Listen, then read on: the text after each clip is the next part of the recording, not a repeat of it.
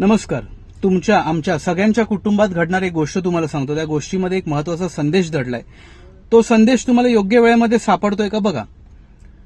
कसं असतं माहितीये का, आपल्या सगळ्यांच्या कुटुंबामध्ये ना एक असा माणूस असतो जो अतिशय तापट असतो. तापटपेक्षा आपण असं म्हणूया ना की तो बरोबरला बरोबर आणि चूकला चूक तोंडावरती बोलून दाखवतो.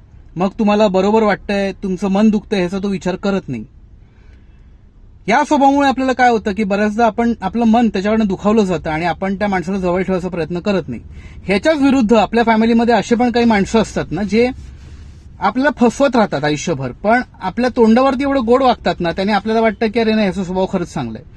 आतमधनं आपल्याला पण माहिती असतं कोण काय येते, तरी सुद्धा तो गोड बोलतोय म्हणून त्याला आपण जास्त दुखवत नाही, असं आपण वागत राहतो.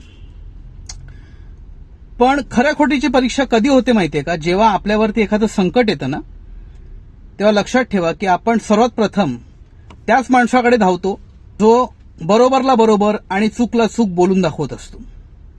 कारण आपल्याला विश्वास असतो की आपल्या अडचणींमध्ये आपल्याला तोच मदत करणार, तोच आपल्या पाठीशी खंबीरपणे उभा राहणार.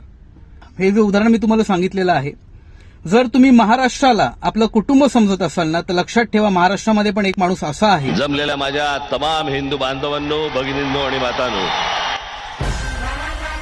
काय बोलायचं तुमच्या लक्षात आलं तर असेल. जय हिंद, जय महाराष्ट्र.